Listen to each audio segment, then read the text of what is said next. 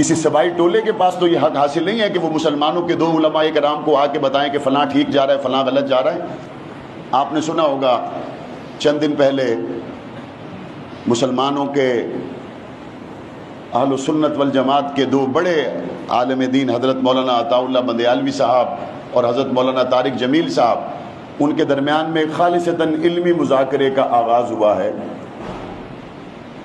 اس درمیان میں مسلمانوں کو چاہیے کہ وہ دونوں کے نقطہ نظر کو سنیں۔ جس طرح بڑی شائستگی سے مولانا طارق جمیل صاحب نے اپنا نقطہ نظر پیش کیا، مولانا عطا اللہ بندیالوی صاحب کہہ رہے ہیں کہ میں اپنا نقطہ نظر اسی شائستگی سے پیش کروں گا، یہاں تک کہ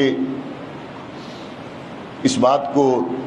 تکرار سے کہا گیا کہ کوئی گالی نہ دے، کوئی سخت بات نہ کرے۔ ایک خالصتاً ایک علمی موضوع ہے، اس کو اسی خوبصورتی کے ساتھ ہم آگے لے جانا چاہتے ہیں۔ تو پاکستان میں ایک جماعت ہے جو پی ٹی آئی ہے، ایک جماعت ہے پیپلز پارٹی ہے، ایک جماعت ہے مسلم لیگ ہے، ان کا آپس میں کسی موقع پر اختلاف ہو بھی جائے تو مودی کے پاس تو یہ حق نہیں ہے کہ وہ یہاں کی کسی سیاسی جماعت کو مشورہ دے۔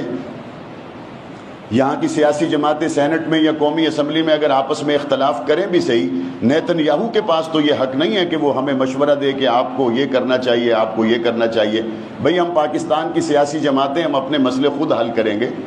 مولانا عطا اللہ بندیالوی صاحب نے، مولانا طارق جمیل صاحب نے اگر ایک موضوع پر گفتگو کا آغاز کیا ہے، مسلمان اس بات کو جانتے ہیں کہ یہ ہمارے علماء ہیں، آپس میں کسی علمی موضوع پر بات کریں گے، ضرور کریں گے، لیکن عبداللہ ابن سبا کی ذریت کے پاس تو یہ حق نہیں ہے کہ وہ ہمیں مشورہ دے کہ فلاں ٹھیک ہے فلاں غلط ہے۔ کسی سبائی ٹولے کے پاس تو یہ حق حاصل نہیں ہے کہ وہ مسلمانوں کے 2 علماء کرام کو آ کے بتائیں کہ فلاں ٹھیک جا رہا ہے فلاں غلط جا رہا ہے۔ اہل سنت کے جتنے علماء ہیں سارے ہمارے سر کے تاج، سارے ہمارے بڑے ہیں، لیکن باہر سے مشورہ دینے والا وہ شخص تو ہو سکتا ہے جو حضور علیہ السلام کے مصلی کے وارث حضرت ابو بکر صدیق کو مانتا ہو، حضرت عمر فاروق کو مانتا ہو، حضرت عثمان کو مانتا ہو، حضرت علی کو مانتا ہو، حضرت معاویہ کو مانتا ہو، حضرت حسن کو مانتا ہو، حضرت حسین کو مانتا ہو۔ جو شخص میرے مصطفیٰ کے پہلو میں آرام کرنے والے حضرت ابو بکر و عمر کو ہی نہیں مانتا، وہ بھائی ہم اس کو مسلمان ہی نہیں مانتے، وہ مشورے کس بات کے دیتا ہے؟ سبائی ٹولے کو تو اس بات کی صفائی دینا ہوگی کہ بتاؤ تم نے حضرت عثمان کو کیوں شہید کیا۔ سبائی ٹولے کو ابھی اس بات کی صفائی دینا باقی ہے کہ حضرت علی کی فوج میں داخل ہو کر ان سے محبت کا دعویٰ کرنے کے بعد تم میں خوارج کیوں پیدا ہوئے۔ سبائی ٹولے کو اس بات کا بھی جواب دینا باقی ہے کہ خوارج جو نام نہاد حضرت علی سے محبت کے دعوے دار تھے، تم نے حضرت علی کو شہید کیوں کیا۔